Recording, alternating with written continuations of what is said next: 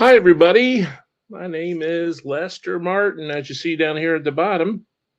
And today, if I can turn all these silly buttons off and stuff, today we're going to do the first of a three-part webinar series. It's going to be on query plan analysis in the Trino space, uh, Trino SQL engine. And without further ado, maybe before we talk about what we're going to talk about, a little connection before content. That's me when I had some hair. Now I have a hat. And you're welcome to take a look at that information and find me. There's only a few Lester Martins on LinkedIn. But more importantly, down at the bottom, that's a great email to reach myself and the whole developer relations function here at Starburst should you need that. So this whole series, what are we going to tackle? What are we going to do? We're going to break it apart, as I said, into three pieces.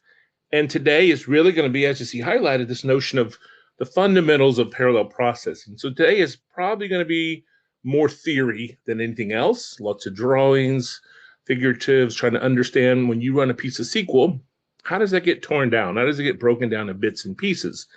And in fact, what's nice about that, it'll be very picture-oriented, very simple scenarios.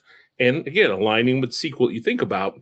And what's really, really cool, I think, even more than that, is that that information that you hear today will be super applicable for Trino, but to be honest, it's going to be applicable for the variety, the majority of these parallel processing engines. Hive, Spark are two real good examples to kind of think about here. They follow very similar approaches conceptually. They differ at runtime, they differ at optimizations, how they make things work a little faster, better, or more reliable, or whatnot. So we're going to cover that kind of information today.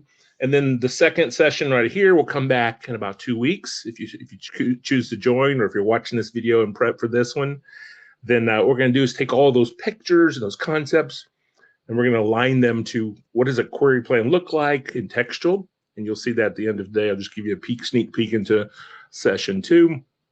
Make sure we understand all that syntax.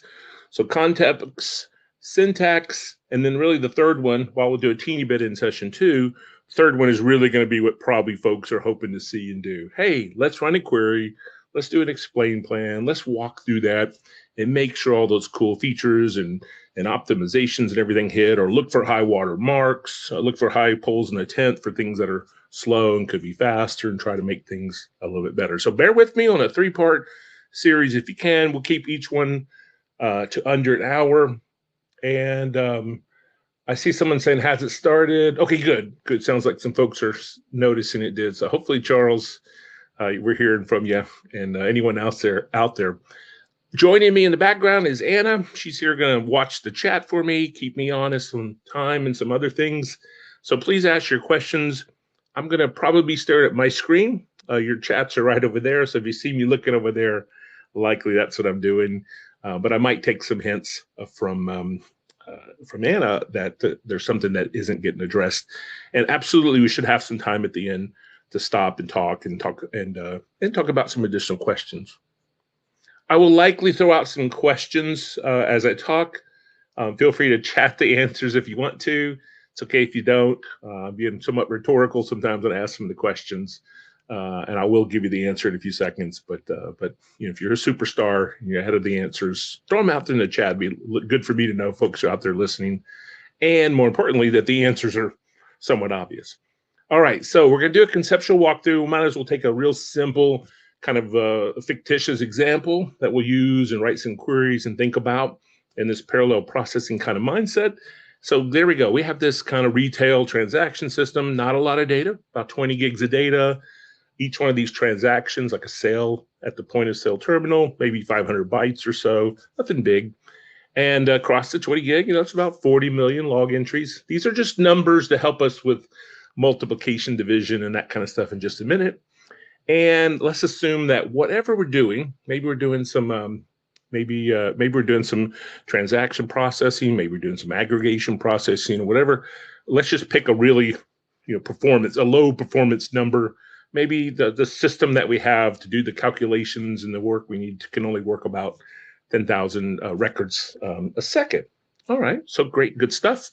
So the truth is that while that's not a lot of data, If I had a really system that was that slow, then actually it would take me, if I think about working from the start to the finished of all 40 million records, it's going to take me an hour to kind of crunch through that. And that's clearly unacceptable to anyone and everyone, but it does give us, like I said, a place to start.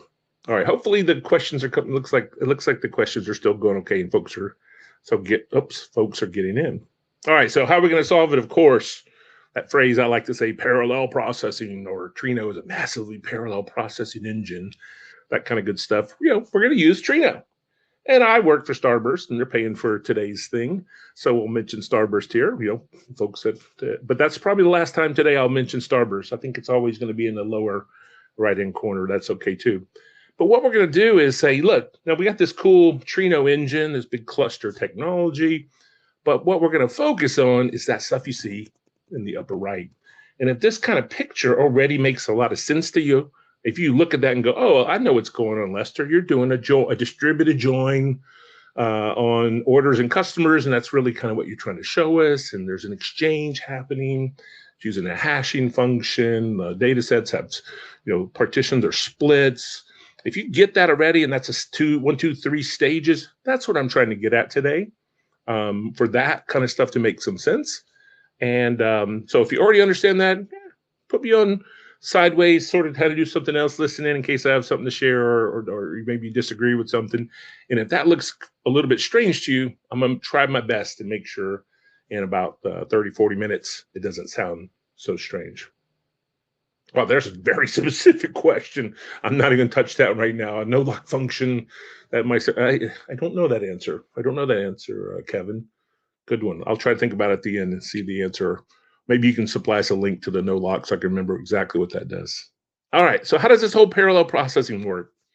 To be honest, thank you, Eric. To be honest, I think the truth is, the truth is these engines, if we call them parallel processing engines, the way they scale is probably pretty obvious. They parallelize work efforts, meaning if I have this giant data set down here, remember that's our 20 gigs of data. So when I say the data set, I'm talking our collective set of knowledge.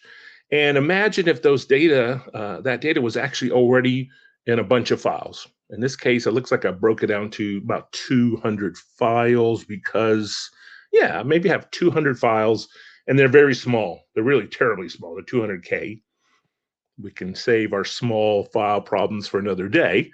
Just as, again, trying to give us some examples. If I have my data set broken into already small pieces, or even if I don't, what I'm going to do is find a way to say, hey, I want to work on that data set in chunks, in slices, or, Trino uses the word splits. I think other engines often use the word something like partitions, or you can think about HDFS has concepts like, what do they call those things? Part one, blocks, very similar in nature. All right, so if that's true, if we have the same kind of work, and I'm talking about mutually exclusive work, meaning whatever work I need to do on record one is the exact same work I need to do on record, 200 million or whatever it is, 400 million, I think it is, meaning they're independent of each other, then guess what? I could work on chunks of or splits of this at the same time. And ultimately, as long as I produce, an output split of whatever I did, maybe it's cleaning, maybe it's filtering, doing something like that, then I can get done in parallel. In fact, the question might be, if I did this and I could run all 200 of these simultaneously, maybe how long would it take to process that same data set in a parallel fashion as opposed to the sequential start from the top? And the answer that no one typed is, well, if it takes about 20 seconds to split, that was 10,000 records per and all that, then I should be able to do the whole thing, arguably, in about 20 seconds. I think I asked my question too soon, but that's okay. This is just the same visualization that kind of suggests, hey, I'm working on all these splits, 1, 2, 3, all the way to 200. There's some kind of fictitious things here just to say them. It doesn't mean these splits are always perfectly even number of records, for sure. It doesn't mean that there's is or isn't any kind of special, sorted order already. We can do all those things if they matter. Ours, they don't matter. Everything is mutually exclusive. There we go. We can process, as long as we can process them all at the same time, and the slowest one wins. They're all about the same time. So we did our whole process, and we did a pretty good improvement. We went from 4,000 seconds to 20 seconds. And this is, in fact, the basis of the most nirvana, I guess, of parallel processing. All I have to do is let everyone, take a chunk of data, work on it independently, and my answer's done. There's more to it than that, but often, or sometimes, this is all it has to be, and this is the win. The truth is, there's going to be things that prevent us from doing mutually exclusive operations, and we'll cover that here briefly in a second. So what do I mean by this a mutually exclusive set of operations that could happen in parallel? What I mean is something like this. This is a SQL statement. Now, again, don't judge me if it's written well, and don't judge me on exactly the order here. But what I'm trying to make the point is, if I look at that query myself, I can say, you know what? I'm reading everything, the whole table. I'm doing a filter on if they're a military person or not. So it's an astronaut database table. It's a legitimate test table that we have in Starburst Galaxy if you want to create you an account of that and play with it. Some more filtering on when they were in space, and more filtering on the type of role they played and that kind of stuff. So there's projection, limited columns across the top, and there's filtering. Classic stuff we like to do in big data. Filter early and often, project early and often. This is purely a mutually exclusive set of operations. And in fact, what I mean by that is there are some things that are happening, but they can happen record by record. I can do all the things for record 1, and then all those same things for record 2, and all them for record 3, and that's in split 1, and then I also can have split 200 also doing the same thing. So those things are something like, hey, scan a record, read a record. Well, okay, I'm looking at a record. Maybe I uppercase one of the fields. Okay, I'm still there. I haven't moved on. I'm doing a very boring sequential processing, right? Do some filtering, trim out things, do some projection. Oh, hey, I only need a few of these columns now. Again, this is the smart folks that are going to go, hey, but this is a Parquet file. Wouldn't you have done? Yeah. Don't get ahead of ourselves here. Trying to keep it generic here. But projection is another concept. If it was a CSV record, we'd pull it all in, and then we'd say, hey, throw this bits away. And then maybe the last thing is just a little bit more. Oh, I'm sorry, we did some splitting. I did a function. Let me go back. I did a function here, and then I did a little bit of projection. So all of these things together are really, pieces of code. Under the cover, these engines are written in something. A lot of them are written in Java, and these are pieces of code that happen. And if you wrote a simple program, you go read a record, do this, do this, this, or this. Okay, I'm done. Read the next record. Read the next record. So we're going to see those things. That's a pipeline of operations. And these things actually show up in that query plan. They'll show you this, though. They often clump things together because sometimes scan, filter, and project might be one function because the way that it was optimized and that kind of stuff. But the truth is, you can take a SQL query and dive into that query plan that we're trying to get to in this series. Remember, this is just the high level what's happening. And see those things. So this pipeline of operations is important. That's the thing I'm trying to tell you that happens over and over and over.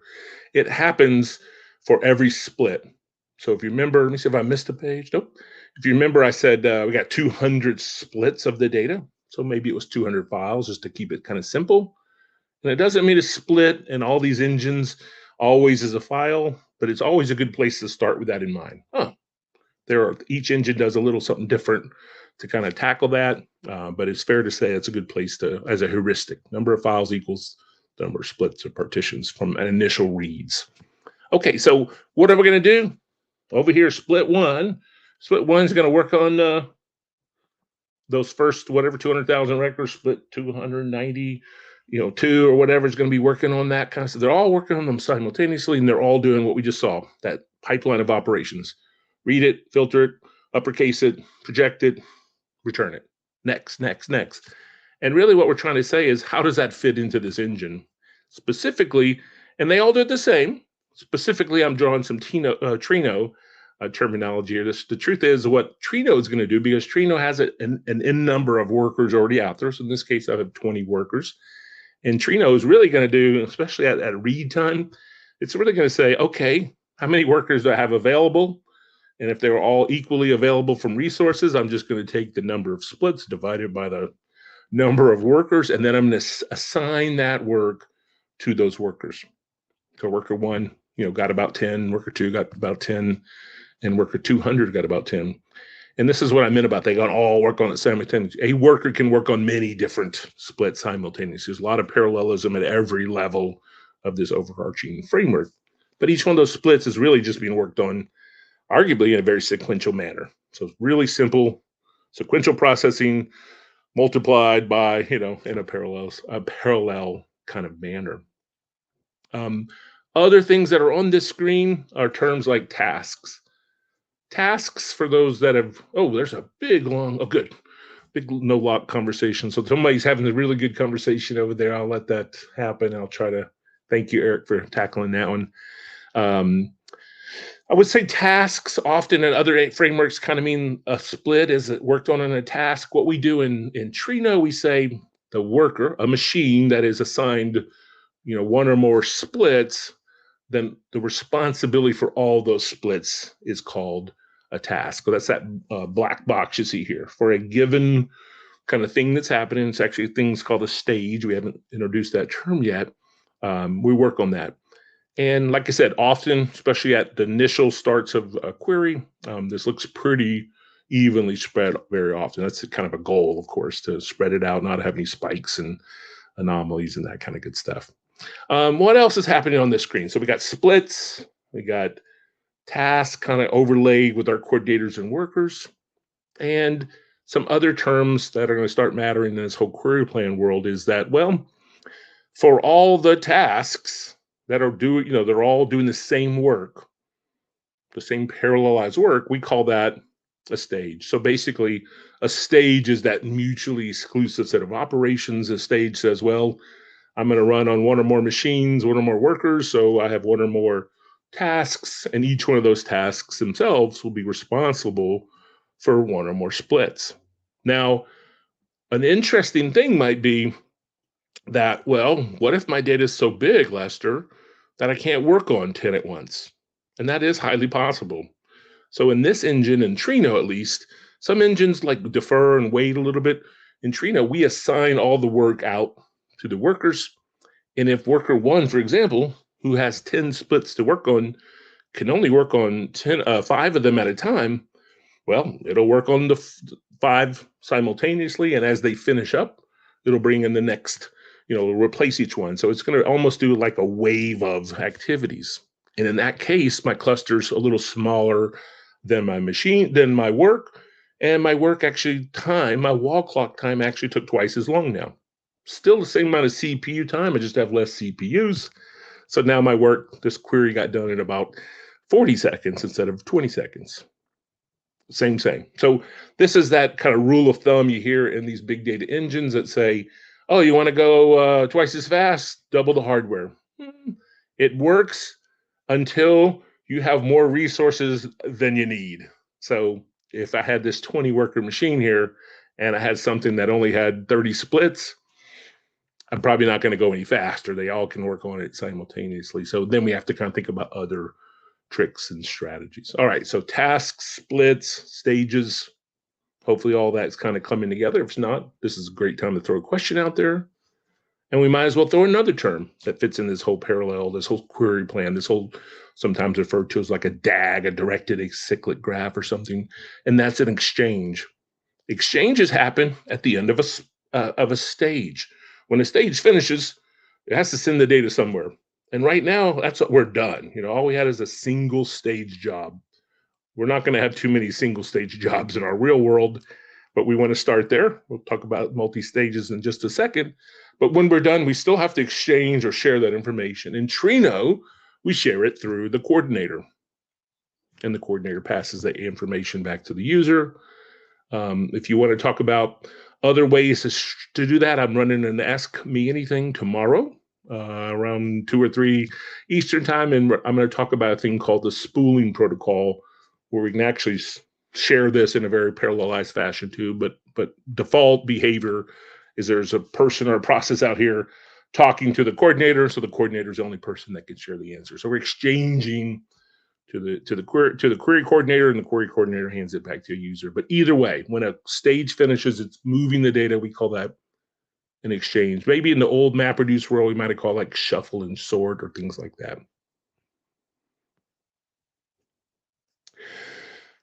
Good question. I'll just look at it. Is there any possibility to do these splits for any specific set of users or user groups?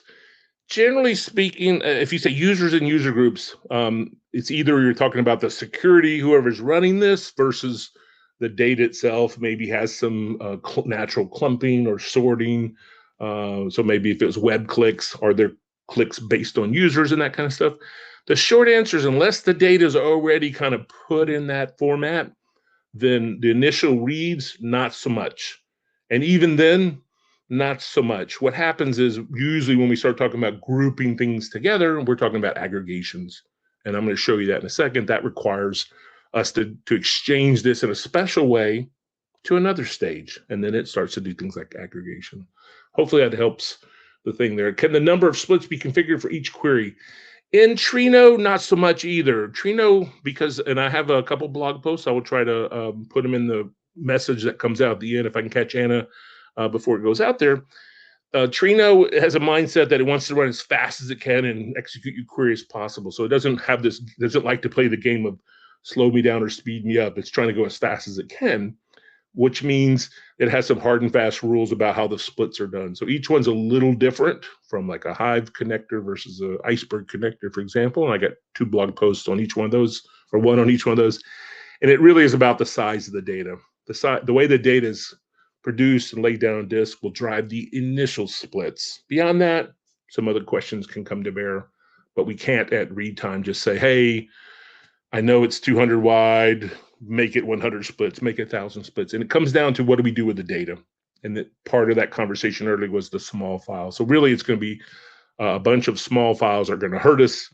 And there are other strategies such as compaction that we can do behind the scenes to make those many small files be fewer larger files. And that's how we tackle it in Trino land. Okay, I hope that helped a little bit. All right. Good questions. Thank y'all for putting them in there. Let's talk about the reality that single stage queries, like we saw earlier, aren't really the norm. People are going to at least sort something or fill or aggregate or join or something like that.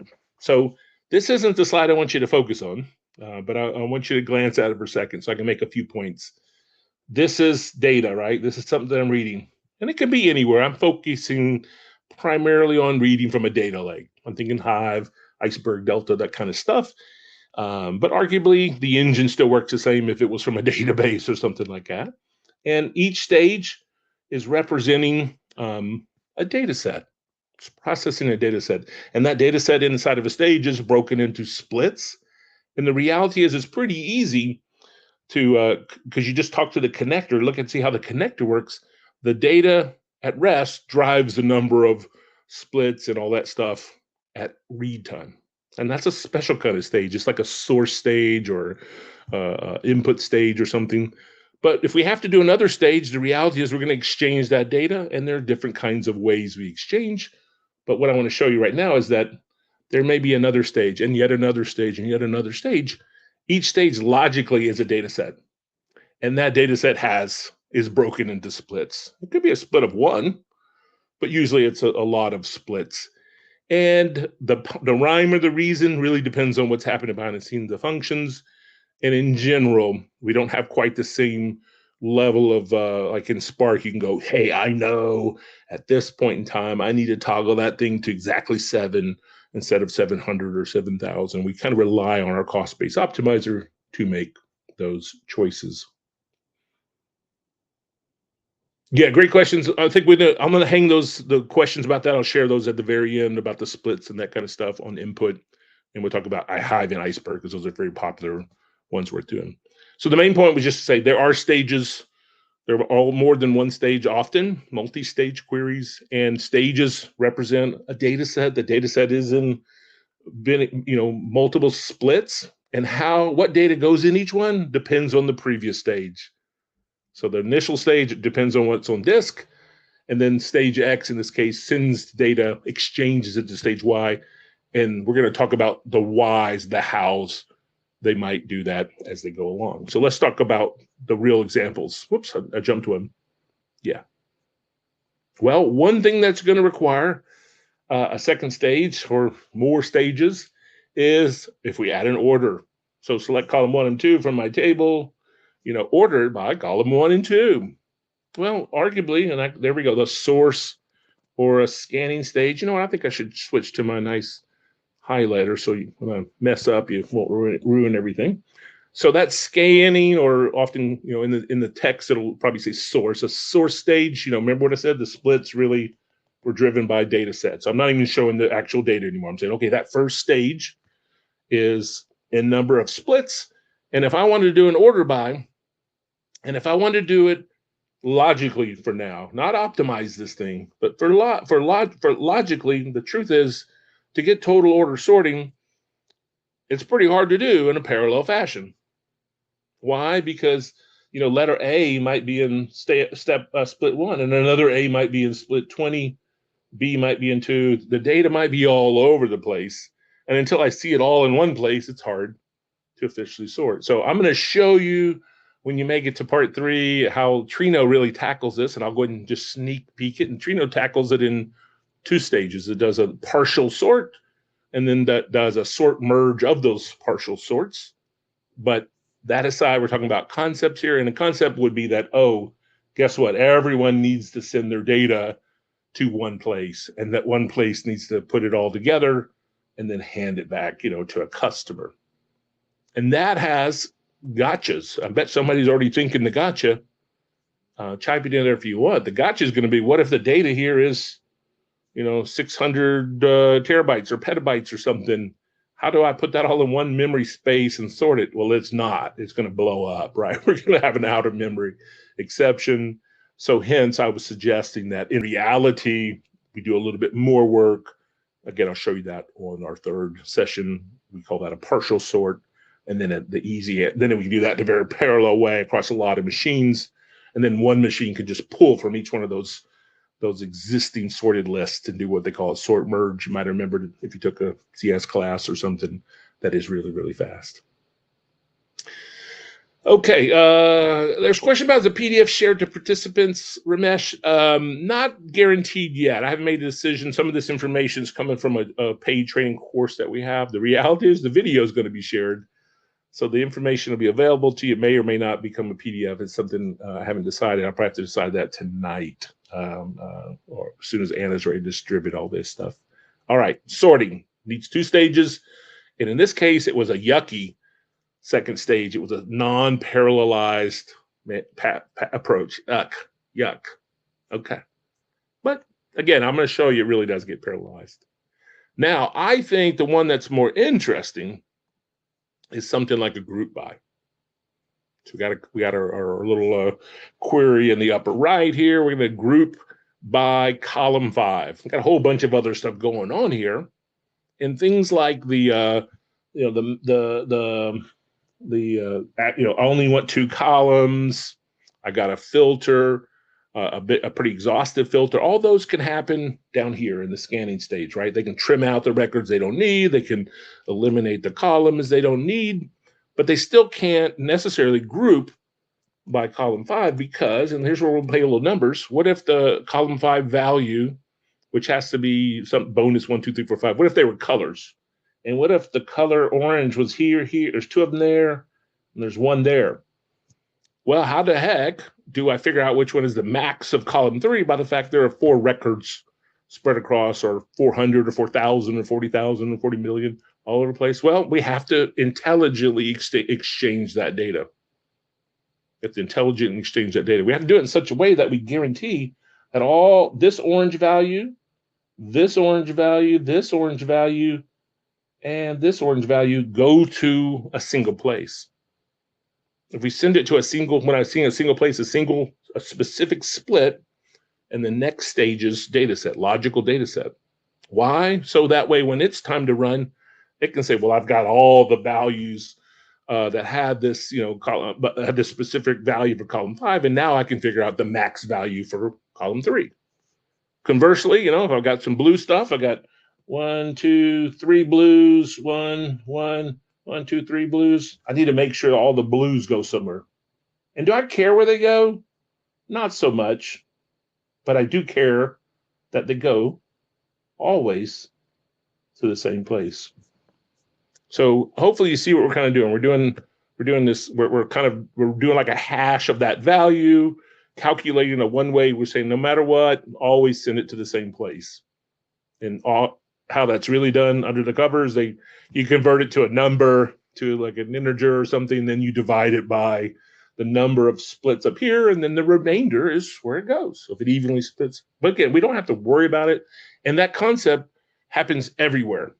In fact, that concept often is referred to as partitioning, is the phrase that's often used, and it uses that word partition, which is the most overutilized and overloaded word in probably all of big data. But here what we're talking about is just like it sounds. Make sure we send like values to the same place. And I'll just do a couple more here. Maybe reds go here, and then maybe one more just for giggles. Greens are probably not the right one, but and greens, they don't, they can go everywhere. The main point I want to point out here is, there are going to be more values usually than there are numbers of splits. So we're definitely going to have a bunch of column 5 values in each one. But when this guy runs, he can say, good, I see all of the entries for specific column 5. This is classical MapReduce sorted and shuffling. They call it shuffling. That's the way I'll call it, shuffling. All right, I butchered the picture up purposely. I'm going to leave that one heavily marked up. No one's asking a question. If you get that, it all kind of comes together. It all hinges on that. That's probably one of the hardest concepts that happen. Okay. If you get that, you'll actually probably get how data sets are joined in these big data systems. Remember I said the word that I called that hashing, I called it partitioning or partitioning or hashing. So joins by default do a thing called a partition join. Now, I'm not going to read all these statements on the left. I'm going to turn the page and show you a picture, but I want to let you know they're there and take a look at them. Got questions while we're talking, chime them in. But what we see on the right over there is a simple query joining two tables, table name 1 and table name 2. And let's turn the page and see what happens, generally speaking, in all these engines as the fallback. This is like the worst case scenario, but it works. It always works. Usually isn't the highest performance, but it does work. And in fact, this is the picture that we started with. I said, hey, if you see that and you understand it already, this is kind of what we're going to. I got a little bit more information still, but it is the meat and potatoes here of what we're talking about. I'm going to make a couple other points real quick before I even mark this up. I haven't said it explicitly, but if you might have noticed that I'm always reading from the bottom up. We usually write pictures that are going from the top down, but I'm going bottom up because when we get into the actual query plans, the query plans are going to be read from the bottom up. So they actually show at the very top, the last thing, the second last, third last. So we always work bottom up. So visually, I want to kind of get you thinking that way. So as we transition to the textual query plans, it'll help a little bit. But let's talk about them. Here we go. Orders. Orders are reading. And what's going to happen is each one of these are they're independent stages. They're both reading. They're both doing data set reads. But what data they're targeting, the number of splits is independent of each other. And in fact, the actual processing each is doing is a little different, a little independent. But what are they trying to get to? They're trying to join. In this case, I didn't put it on the screen here, but orders and customers, they're probably joining on something like a customer ID, because customers have that and orders have it. And what we're trying to do is ultimately what I said earlier. We're asking both of these engines to say, hey, send all of customer 1, which is green. So send green records here. Send your green records here. Now, the truth is there might be hopefully a bunch of orders from customer green, but there's very likely only one customer, hopefully, in customers. So there we go. Maybe it found it in split 2, but it followed that pattern that we talked about. Maybe there's another customer over here called customer red. We found him. He's there. And guess what? All the reds are going here that are found. And I'll just draw one more color to make it ugly. Why not? Let's do an orange. Same. Hey, all the orange records are going here. A lot of them. Hopefully we did find one. We don't have any ghost orders or unaccounted for orders and that kind of stuff, or hopefully don't find 2 customers, but that's another problem. That's a data anomaly problem. And if we did all that, what can we do? Well, then absolutely 100%, we can have a third stage. So stage 1, stage 2, stage 3, a third stage that says, cool, now that I have all the data, broken into a bunch of splits, but I know that each split for a specific customer ID number, I have all the data. I have all the orders and the single customer, and I can do whatever work I need to do here. Maybe we're just augmenting, the customer medallion status or something to the record, and then we're sending on. We're not talking about what else the query might do. We're just focusing on the join. All right, I don't see any questions. So I'll make some general assumptions that sort of sinks in. Maybe it's a review for a lot of us, and that's even awesome. I'm a big believer of sometimes, even though you know something, it's good to listen to it again. Reinforces it, helps you explain it to someone else if you need to. All right, so let's go ahead and turn the page. That's a partition join. That's the one that's going to happen always, makes sense. It takes a lot of resources, takes a little bit of time, but it works, period. And I'm only going to cover one more kind of join in our today session.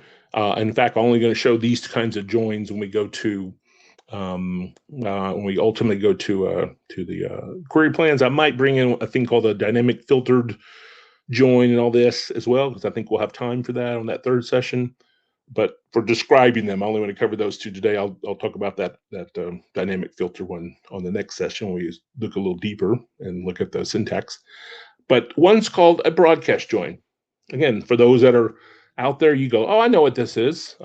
Sometimes there's old days we called it a mapper join, a map side join, something like that. But I think for the most part, broadcast join is the terminology what to do. And again, I'm not going to read everything, but I will say it hinges on the fact that something like this. It hinges on this phrase right here. If I'm joining two tables, and if the system can determine which one's the smaller of the two tables, and if the system can say, you know what, I could pretty easily fit that smaller table up in memory, then what it's going to do is do that very thing. It's going to say, hey, all the machines that are working, let's cache up into memory that smaller table. And then we're going to do one big stage, one big source stage, and make the join part of the mutually exclusive set of operations. Let's see a picture of it and see if it makes some sense. Good news is, we don't write special SQL. We don't do hints. There are things we can do administratively to help this. But in general, what we're trying to say is, and this one, I don't have the query on screen, but assume that the query is joining this what I just said a minute ago. We're trying to augment every order with maybe the customer's medallion status. Gold, silver, platinum, double platinum, whatever it is, that kind of stuff. All right, so it really means the engine looked at it, determined, hey, this customer table ain't too big, could fit into all my memory. And in memory here, I'm purposely not showing machines. I'm showing splits. You see here, 1, 2, 3 splits. Those splits could be on one machine or could be on n number of machines. I'm leaving that level of abstraction out. Let us just focus on the split. But let's just say for now, since you see a copy of the table, the system is smart enough to say, hey, only broadcast, that's where the term comes in, only broadcast that data once per machine. A machine may work on a whole bunch of splits. A worker may work on a bunch of splits in a task, but he only needs this read-only copy in memory once. And in fact, that's what's going to happen. The engine's going to say, okay, now time to run. We'll do a stage that's a really fast stage. Read the smaller table, broadcast the data to all the workers, and then I'll start stage 2. And stage 2 says read the big data set. In this case, maybe the orders.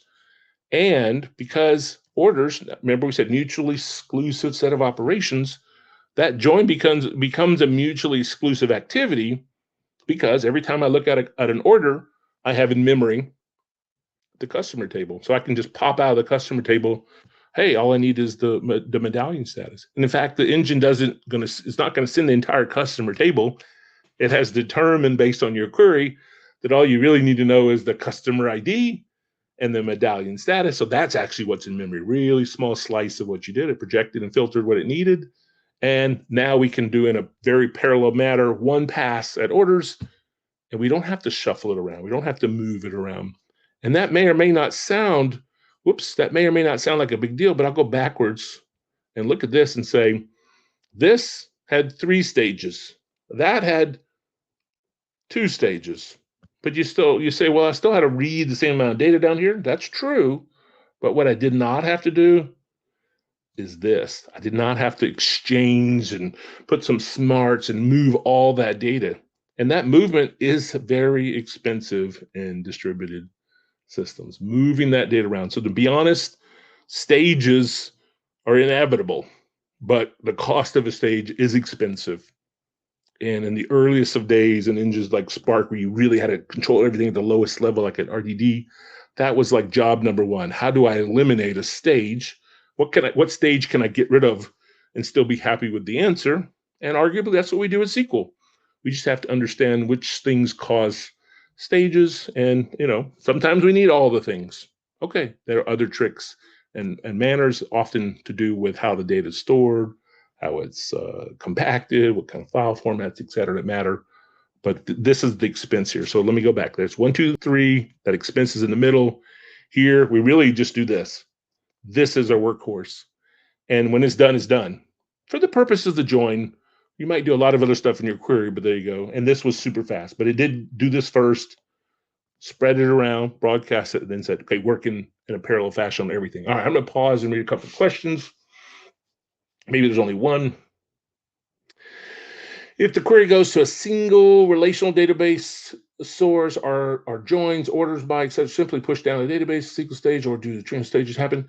Randy, great question. And the reality is often, but not always, often we do a lot of push downs when the connector is a true data system. So I've been talking a lot about the connectors are talking to the data lakes, the object stores like S3. But yes, if the Oracle's there, Postgres or something's there, Teradata, we're gonna. The truth is, we don't just do a simple pass down. We don't just simply pass the query through. We actually let everything run through our cost-based optimizer.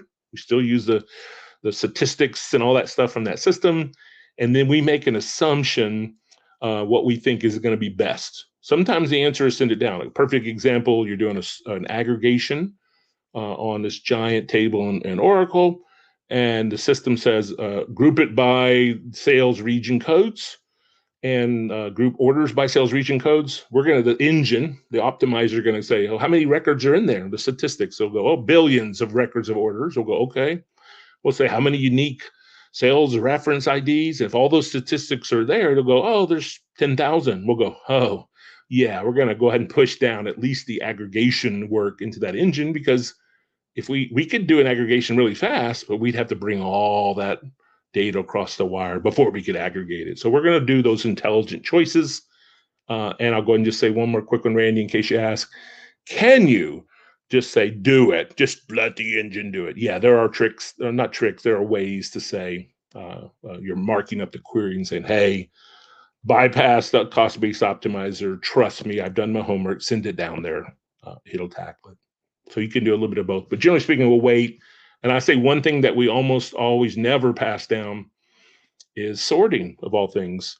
We when you watch these engines, we almost always strip out the sort on the query we send down. Why? Because all the data, we have to get it anyway.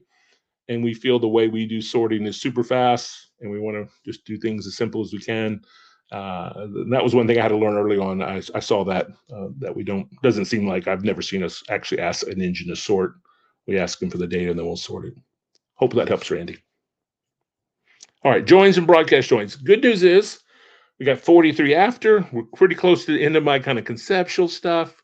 We'll talk about next steps in a minute, but let's just put it all together. So what do I look at? What do I see on the screen? I see the reality is someone wrote, hey, join orders and customers, join them by the customer ID. And then I want you to group them by, I hate to do the medallion status because I only came up with a handful of those. So group them by store sales or something, maybe. Great. Group, so they got 1,500 stores maybe. And then order my highest profitable customers or whatever by order the stores, the store region. Yeah, the stores. Order those stores by who is the most profitable or the most top line revenue brought in that period of time, and so on and so forth. And that's what's going to happen. I'm going to have a stage, 2 source stages. They're reading data. Now, again, this is conceptual. So conceptually, they can read them at the same time. They can do all that shuffling and sorting, aligning the data by the customer ID. Why? So our join stage can then go, cool, enrich it, augment it, do that work. And then I can say, okay, cool. What am I trying to do? I'm trying to group it by the store itself. So I have to do that shuffling here. I have to do that exchange here that intelligently puts all of store 1 in one place and all of store 1500 in another place, and all the ones in the middle, as long as they go to one place, we don't even care where, as long as they're consistent. Then the grouping guy can go, cool, what am I doing? I'm trying to find out an average order. Maybe that's what we're trying to do. I'm trying to figure out rank them by their highest average order. So figure out the average, and then guess what? I still need to do a final sort. At that point in this query, there's only 1,500 records at this point. We send them to one place, like we said, logically at least. We'll still do a parallel, another pass of this internally inside of Trino, but we'll send it to another place and head it on. In fact, that's what 1, 2, order by. I'm sorry, it's reading top to the bottom on the left, but we're reading bottom to top on the picture. So I want to make sure we kind of get that. All right, I see a question too. I'm going to read it in just a second. This is what I am referring to when I say, and you call this what you want. Some people call that a DAG. It's a query plan. It's a visual, conceptual representation of how the system is going to work. So we're going to look for, and I'll talk about that in a second, what the next webinar is going to be. But we're going to see, hey, how does that become something I can read? And the hope is we even have some visualization that looks like that. And we do. All right, let me read a quick question. Randy,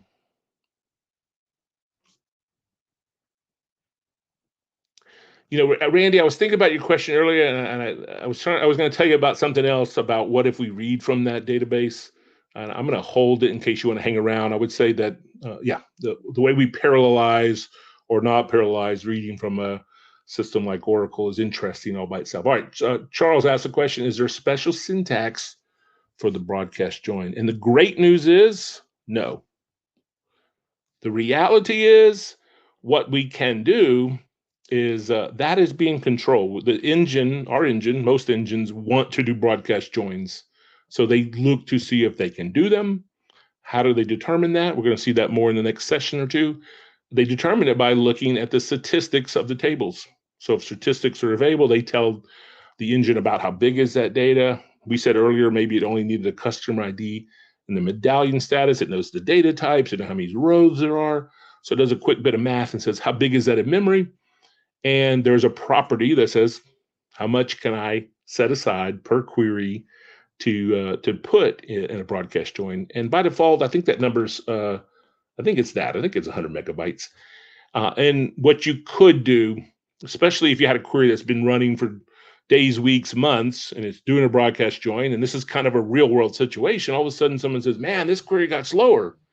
You took a look behind the scenes and the stuff we're going to cover next, not today, but next. And you go, oh my gosh, it used to do broadcast joins and no longer is doing one. Lester's going to go, oh, something's changed. Probably the data is bigger than it used to be, and it was at a threshold and it just crossed over. And what Lester would do is go, well, my tactical fix would be put a session variable right before that query or part of my connection string or something that says, hey, bump that from 100 to 110 or 120 or something. I'd probably test it one time first to make sure the number would be, and I would make that part of the query in production. So I get over the hump immediately, and then I'd go back and say, what's changed? What's different?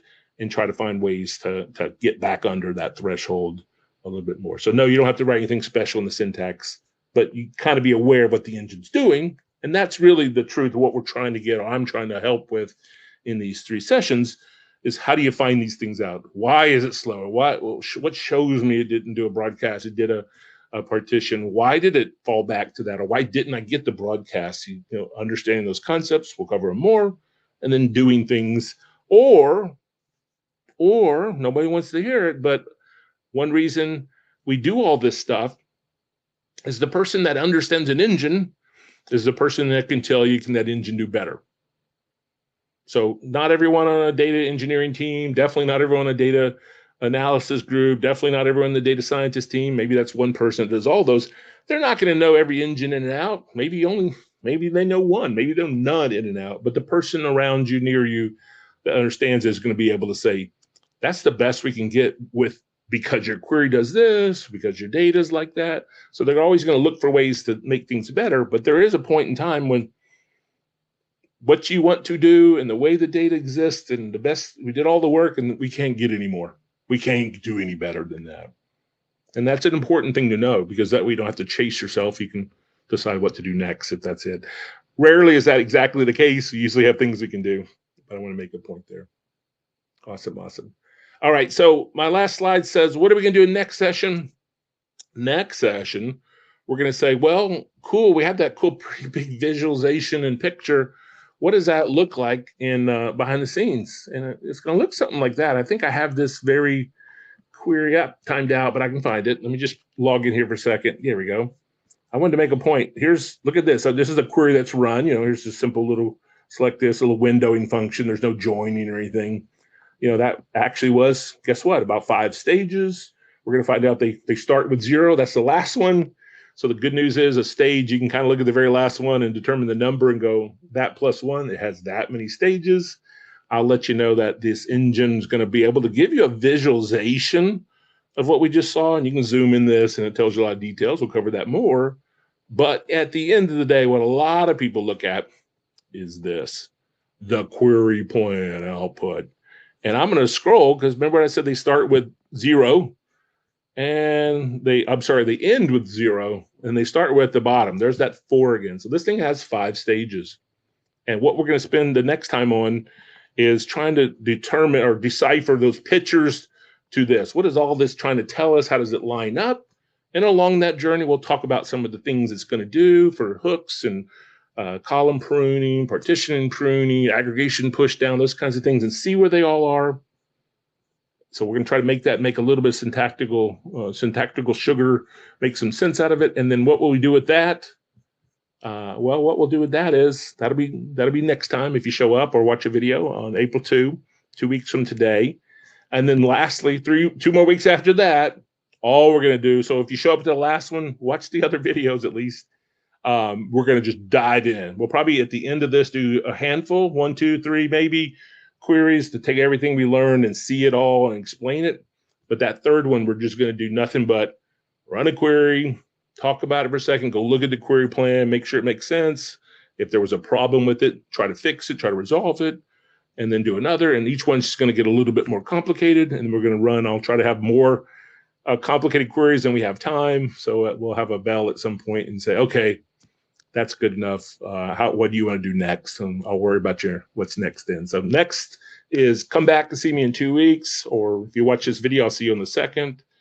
Or if you just finished this video, watch the next video, whatever it takes, and hopefully we'll get to session 3.